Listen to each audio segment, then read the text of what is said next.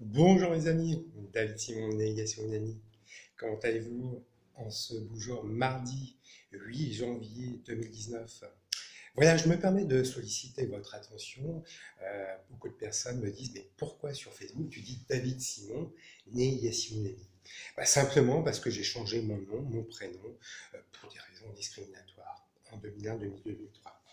Donc il y a une différence, et il y a certaines personnes aussi qui me disent, mais est-ce que tu as francisé ton nom ou tu as changé ton nom et ton prénom?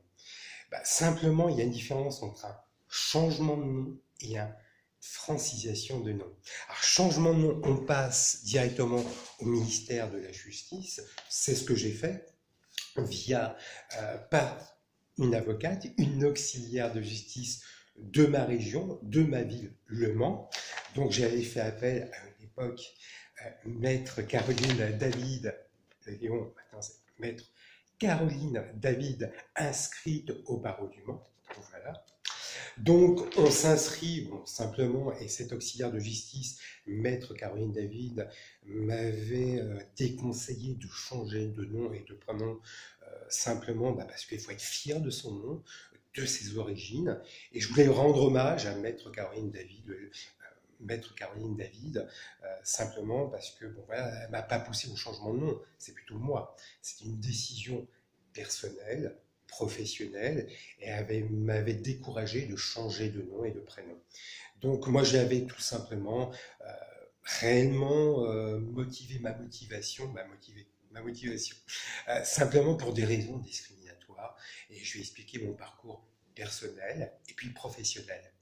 Donc on passe, voilà, une différence, un changement de nom et de prénom, on passe par le ministère de la Justice, simplement, par le journal officiel.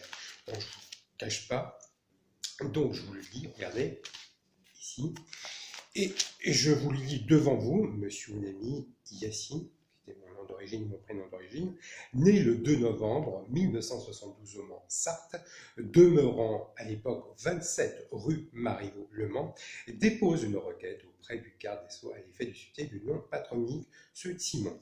Voilà. Je ne vous cache pas, voilà, c'est là. Tout est là. Ceux qui changent automatiquement, je change mon nom, passent par le biais du journal officiel. Voilà, automatiquement. Et ça valide automatiquement par la ministre de la Justice, la garde des Sceaux, et par une amplification par les services de la garde des Sceaux, automatiquement. Et puis, une deuxième différence, il faut le savoir, une francisation du nom. Moi, à cette époque-là, je n'avais pas dit je vais faire une francisation, c'était directement changement. Mais mon nom d'origine était Unami, O-U-N-2-A-I. À cette époque-là, je n'avais pas dit bon, je vais faire une francisation du nom. On voit la différence entre une francisation du nom et un changement de nom. Alors, Unami, alors francisation, la différence, francisation Unami, j'aurais enlevé le préfixe Una et laissé ami, comme ami, voilà, tout simplement, friends. Donc voilà la différence entre une francisation du nom et un changement de nom, tout simplement. Moi j'avais un parcours, je dirais, tout simple au niveau du professionnel, je dirais, en termes d'employabilité. Moi j'ai fait des études, je dirais, à l'école primaire, Saint-Martin, lycée, collège Saint-Julien, et puis à Bouchevreau, lycée. Voilà. Donc Bouchevreau, donc à la flèche automatiquement. Et j'avais fait mon service militaire au 2e régiment d'infanterie de marine, Quinzaine-Margin, 95-04. Et j'ai commencé mes expériences automatiquement, je dirais, en tant que vendeur sédentaire. Je vous explique un petit peu comment ça se passe. Vendeur sédentaire, d'accueillir les clients pour proposer une gamme d'électroménagers. Petit électroménager et puis gros électroménager. Voilà. Et puis moi j'ai commencé aussi au niveau commercial au service du particulier. Ionescable, voilà. À l'époque c'était Ionescable, c'était Numéricable, maintenant c'est SFR. Et puis tout simplement chez les déménageurs bretons, en tant que commercial des déménageurs bretons, au service des particuliers, mais au service des entreprises. Donc je visitais, je maîtrisais, je fais des devis auprès des particuliers pour faire établir un constat, j'irais maîtriser le cubage des maisons et des appartements automatiquement. Et quand je signais à l'époque chez les déménageurs bretons en commercial, c'était monsieur Yannick, pas Yacine Unami. Voilà. Et c'est là la discrimination. Parce que à l'époque, moi, j'avais quelques cheveux, quelques cheveux, j'en ai plus, et c'était ça à l'époque. Voilà. Donc, une expérience sur le terrain en tant que commercial au service des particuliers, vendre des chaînes thématiques. Et puis, j'ai commencé chez des émergents bretons.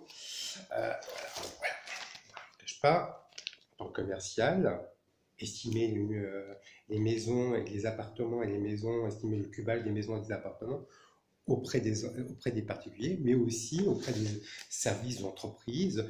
J'irais proposer des moyens humains et logistiques, proposer du déménagement inter-entreprise. Voilà.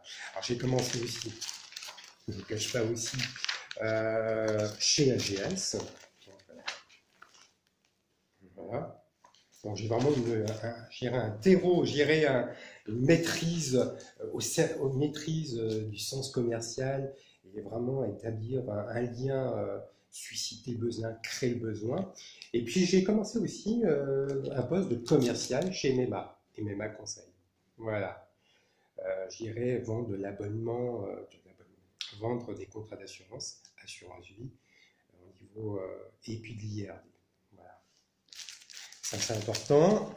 Et puis, moi, j'ai commencé aussi Tremblay Déménagement et au service du B2B, Selecta, boissons chaudes, boissons froides. Ce qui m'a permis vraiment d'étoffer ma gamme de commercial, visiter des services aux entreprises et proposer, plus des distributeurs boissons chaudes, boissons froides auprès des grandes entreprises et des TPE, PME. Voilà. Et puis quand j'ai réussi un concours d'État en qualité de surveillant pénitentiaire. Donc voilà. Entre les deux, j'ai changé mon nom. Voilà, c'est important de souligner et de comprendre un petit peu pourquoi on n'a pas tous le même parcours, chacun d'entre nous. On a fait des études, plus ou moins bien, mais on se permet aussi de réussir notre vie. Voilà, c'est ça que je voulais mettre un focus et vraiment de souligner ce détail qui permet de dire pourquoi tu as changé de nom, tu as peut-être vécu, voilà. Je suis né au Mans, voilà, j'ai fait une belle intégration par les études, par l'emploi, mais aussi par le service militaire, ça c'est important. Je suis français, d'origine marocaine berbère, ça c'est important de le préciser. Et puis, j'ai fait une assimilation. Quand je dis assimilation, ça fait un peu péjoratif, un petit peu déclin, en disant, oui, j'ai fait une belle intégration chez nous au Mans.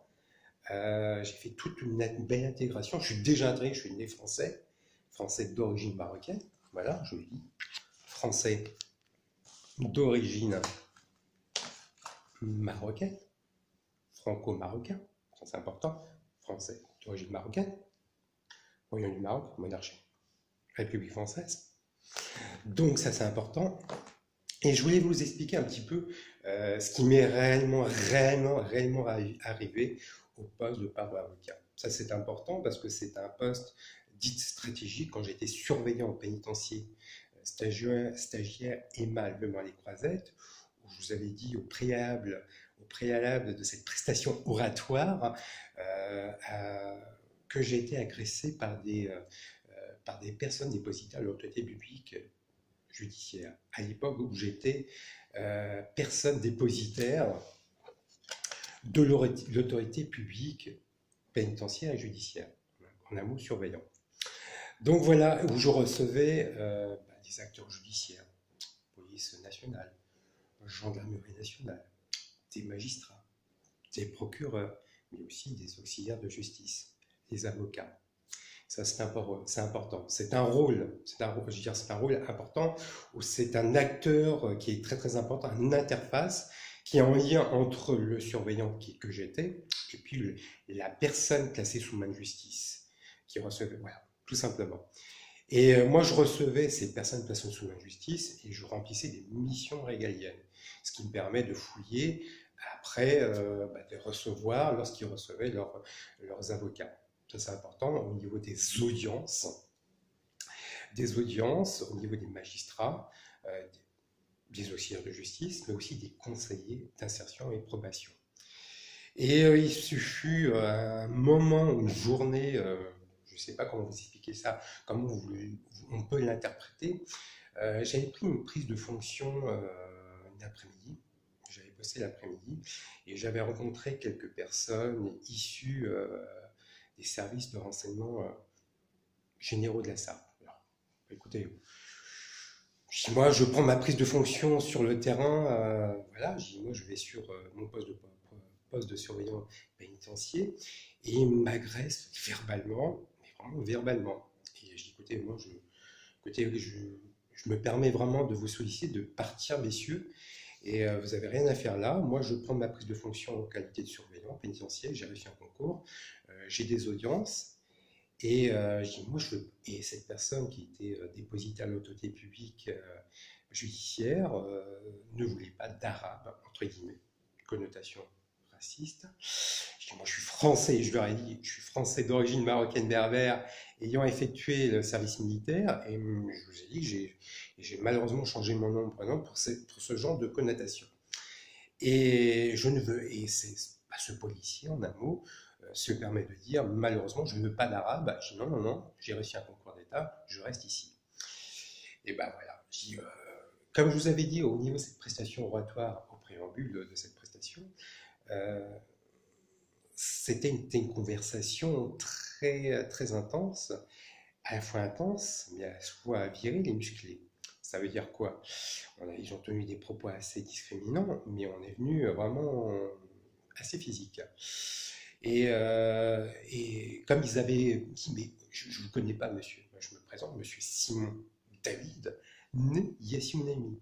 J'ai pas votre et ils n'avaient pas mon dossier administratif, et ni militaire.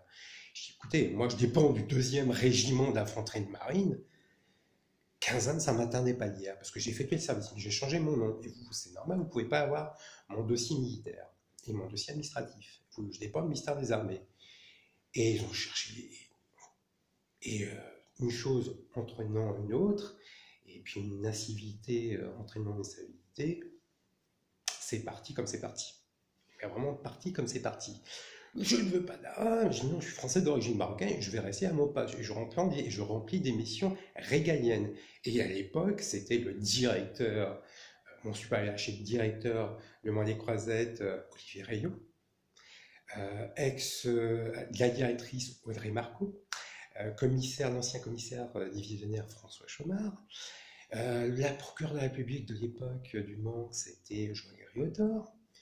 Donc, vous comprenez qu'un petit peu dans tous ces éléments-là, la personne se dit, mais j'ai pas son dossier, ils n'avaient pas de dossier administratif. Ils ont contacté le directeur, secret défense. Je dis, bah, écoutez, secret défense, je dis, moi, je reste là, j'ai reçu un concours. Et bah, écoutez, le policier en question m'a dit, vous allez payer pour tous les fils d'immigrés qui ont effectué l'armée. Et là, je me rappelle comme c'est hier. Je me rappelle comme ça c'était hier. Ce jour-là, je ne pourrais pas oublier ce visage et la foi et l'injure à caractère raciste qu'il m'a dit. Vous avez payé pour tous les fils d'Amérique que vous avez effectué l'armée. Et puis c'est monté en gamme. Donc, moi j'ai eu un malaise cardiaque. Ils sont passés par derrière et j'ai été frappé par derrière, au coup, par derrière, par des dépositaires de l'autorité publique judiciaire et ayant été, quand j'étais dépositaire de l'autorité publique pénitentiaire judiciaire. C'est condamnable. Et heureusement qu'un ex-collègue qui m'a sauvé, qui m'a fait un massage cardiaque, et heureusement qu'il y avait les infirmières qui m'ont aidé, parce que le poste de l'infirmier était à côté du poste de parole-avocat, et je le remercie réellement. Sinon, je ne serais pas là en train de vous parler. Il y a un texte de loi,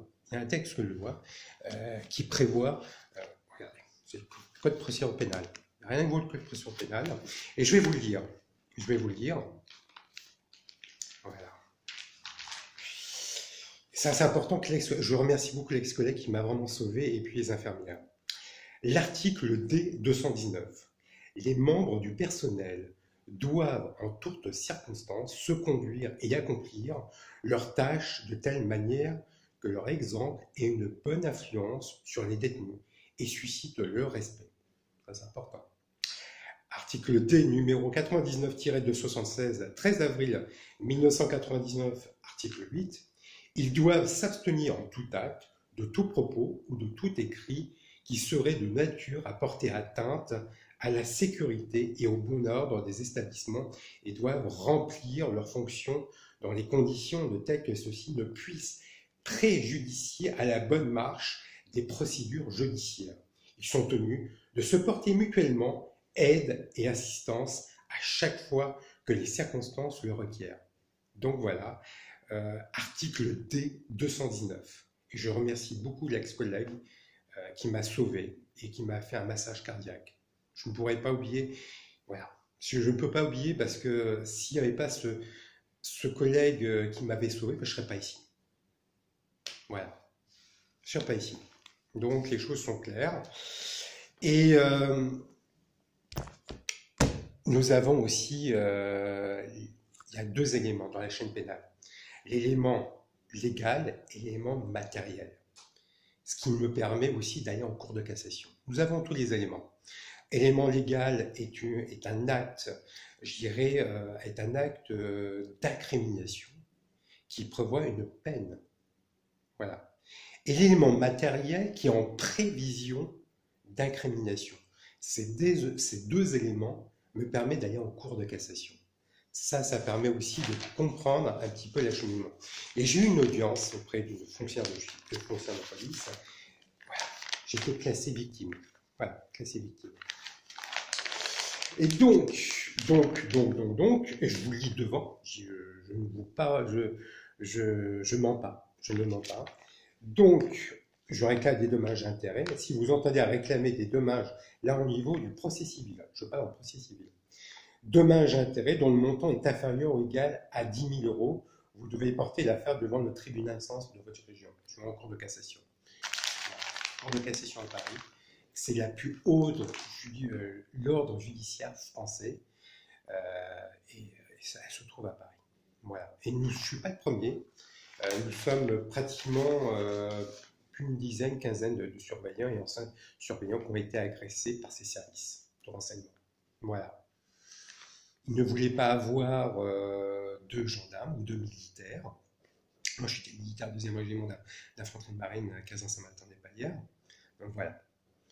Donc on va sur une procédure, et attendez, je ne vous cache pas, au niveau de procédure pénale, en assisant la juridiction compétente par la voie de la citation directe. Vous devez demander à un huissier de faire convoquer votre adversaire devant le tribunal. Tout va être fait par le tribunal, par un huissier.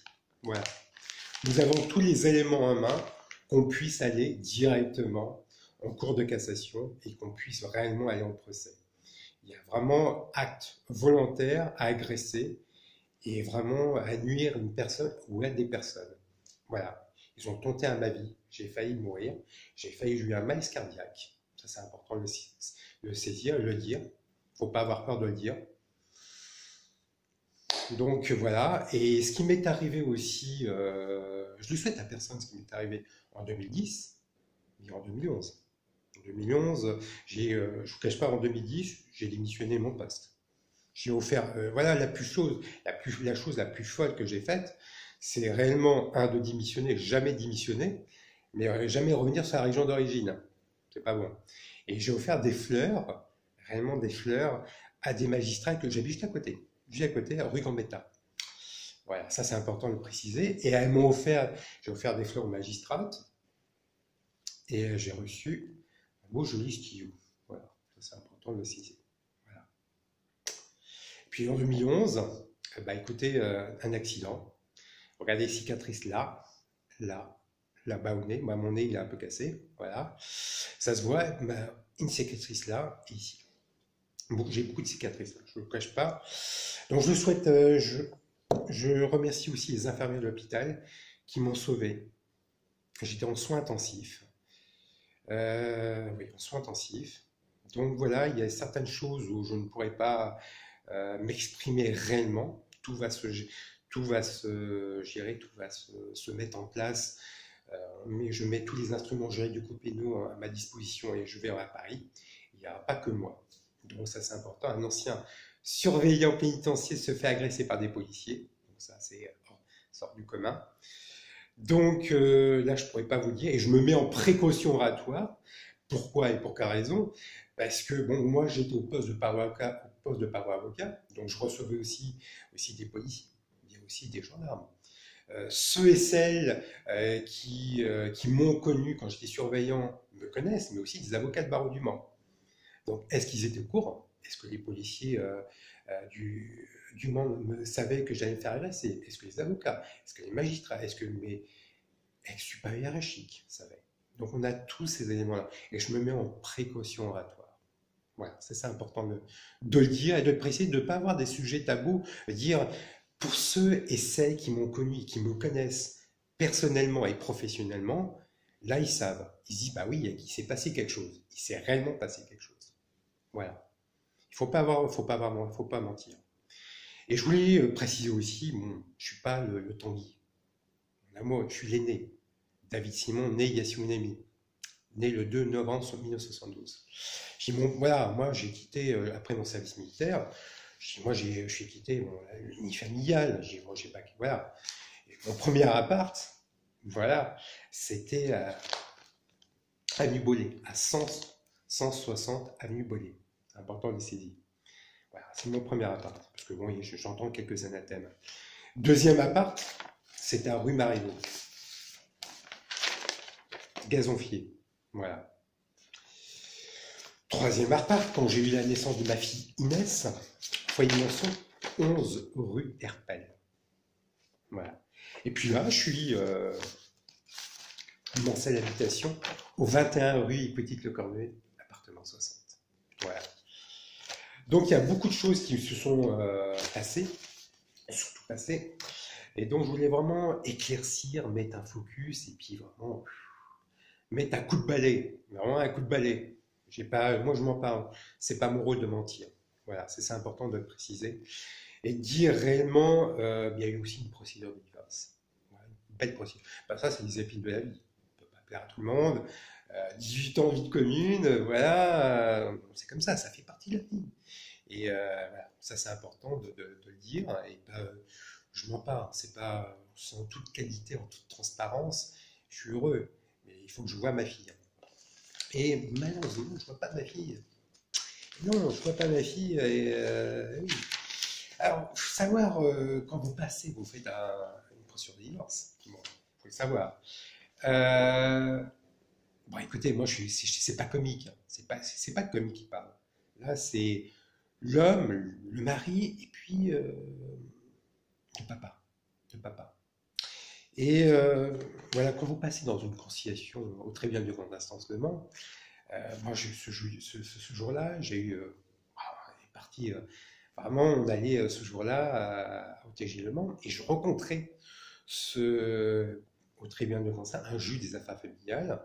J'avais mon avocate et puis la première avocate de mon épouse qui s'appelait Maître Sandra Jauveau, inscrite au avocat de barreau du Mans. Écoutez, moi j'étais content, j'étais en costume cravate, je voyais mon épouse à l'époque, Laurence Vérité Simon, en jean, avec un sac Carrefour, elle sortait de Carrefour. Voilà. Moi j'avais rencontré quelques avocats que j'avais rencontrés quand j'étais surveillant au poste de paroi avocat. Je vois Maître Sadler, Maître Julien Bruno, Maître Philippe Sadler qui se moquait de moi. Alors c'est lui le franco-marocain, le berbère qui a fait l'armée. Je dis mais c'est pas possible. Ces idiots-là ne pouvaient pas me voir. J'avais rencontré aussi Maître Alain Ifra, Maître Téphine Bédoué. J'ai dit attendez, il y avait qui d'autre? Maître Caroline David. J'ai dit voilà, j'avais tous les avocats, les auxiliaires de justice qui étaient juste à côté de moi pour me dire, et puis aussi Maître Desmarais, qui n'avait pas sa robe d'avocat, je me rappelle très très bien, qui avait une belle robe à couleur marine. Voilà, ça me rappelle, hein, ça me va. Et c'est assez folklore parce que donc, vous rentrez dans le juge des affaires familiales, dans le bureau, qui est accompagné d'un agent administratif. Alors, Monsieur Simon, David, Madame Simon, épouse, mon jeune fille, née vérité, Laurence, et puis vous avez tout un sketch, mais vraiment tout un sketch, mais assez folklorique. Et puis le juge des affaires familiales Olivier Guérin qui tape comme un buzzer, maître Sandra Jovo qui s'assied accroupi sur une chaise. Et vous connaissez mon élégance et mon sens de l'observation et mon sens inégalé de l'écoute. Je dis, oh, El Mirador, El Dictateur, Monsieur Simon, la dictature, le militaire, qui est assis comme un Bouddha. Je dis, mais attendez, c'est assez folklore. Donc, écoutez, voilà, moi j'avais fait appel de cette décision à la cour d'appel d'Angers. Et je vois ma fille, je ne vous cache pas, hein, je cherche un combien, voilà. Donc, voilà. Et ils ont donné une décision. Alors, Monsieur Simon recevrait l'enfant à son domicile, sauf le meilleur accord des parties, un samedi sur deux, de 10h à 18h, les samedis des semaines impaires, à charge pour Monsieur Simon de revenir et de ramener l'enfant à son domicile de sa mère. C'est ce que je fais. Moi, j'habite à Rivouillet-du-Cornet, mon épouse habite à Pas-de-l'Arborne. Voilà, mon ex-épouse Laurence. Voilà, excusez-moi. Je garde mon alliance pour ma fille. Hein, excusez-moi. Et rien ne m'empêche dans cette décision de l'avoir, et c'est bien dit, textuellement, et ça je le dis dit que le père recevrait l'enfant à son domicile, sauf meilleur accord des parties, un samedi sur deux, de 10h à 18h, les samedis des semaines impaires. Voilà. Mais rien ne m'empêche, les semaines paires, de l'avoir soit un mercredi, soit un dimanche. Vous voyez, ça c'est important de payer, sauf meilleur accord des parties. Voilà. Donc j'ai la chance d'avoir fait du droit à l'ENAP, et ça c'est important, je suis assez procédurier, je suis assez calme, c'est que du droit. C'est que du droit, c'est que du droit. Donc, rien ne m'empêche de l'avoir toutes les semaines. Toutes les semaines. Voilà. C'est pour vous dire que je vais en cour de cassation avec une procédure concernant quand j'étais surveillant en cour de cassation chambre pénale, mais en chambre civile, non pas pour le divorce. Pour le divorce, bon, ça, voilà, je veux pas non, je reviens pas, ça. C'est pour ils ont réduit mes droits parentaux. Ils ont réduit mes droits parentaux au Mans. Alors, on se pose des questions. On se dit, réduire les droits parentaux, attends, soit c'est un caractère discriminatoire, le juge d'affaires familiales Olivier Guérin se dit, est-ce qu'il a le code civil a laissé tomber par terre dans son bureau, ou il s'est dit, est-ce que c'est un caractère discriminatoire, ou j'ai peut-être des enfants cachés. C'est pas, voilà, on ne sait pas. Donc je vais aller en cour de cassation. Et c'est quand même, je me pose des questions dans ces villes, Le Mans, est-ce qu'on a toutes nos chances pour un Français d'origine marocaine, berbère, qui est né au Mans, en Sarthe, et qui a effectué le service militaire au 2e régiment d'infanterie de marine, Cazin-Saint-Martin-des-Palières. Voilà, je me pose des questions. Puis j'alerte le procureur de la République du Mans, Fabrice Bellargent, le préfet de la Sarthe, Nicolas Quillet, Adeline Savic, la directrice du cabinet, mais aussi la mairie du Mans, l'hôtel de ville, qui est, monsieur le maire, c'était monsieur Stéphane Le Foll. Est-ce qu'on a toutes nos chances d'être intégré? Moi, je suis intégré, mais comment ça se fait que ça passe pas pour un franco-marocain berbère? Voilà, qui a effectué l'armée, qui a fait une belle intégration. Alors, pour un, ils vont dire, ah oui, pinailleur. Non, je ne suis pas chieur, je défends mes droits. Logique. Le verbe pinailler. Et puis il y a d'autres, est-ce que le mariage couple mixte, ça ne fonctionne pas, franco-marocain berbère, voilà. Alors j'entends bien les anathèmes, j'entends bien les commentaires facétieux qui se permettent de dire « Oh, c'est un noir !» Non, je ne suis pas noir, je suis français d'origine marocaine. j'ai plus de cheveux. À l'époque, j'avais une belle touffe de cheveux quand j'étais à l'école primaire ou à Saint-Julien. Et là, j'ai trop de shampoing, plus de cheveux. Désolé, ça c'est important. Donc voilà. Et puis, bah, voilà, je me pose des questions. Voilà. Et j'alerte tous les pouvoirs judiciaires, parce que je suis quand même militaire du 10e régiment d'infanterie marine, mais aussi les acteurs judiciaires, tous les élus locaux. Voilà. Et bien voilà, je me permets de vous remercier réellement, je dirais, de m'avoir écouté, j'ai été sensible. J'espère avoir été sensible à ce que je vous ai dit, ça c'est important. Et puis je vous souhaite une très très très bonne journée. Je vous remercie. Au revoir, à bientôt.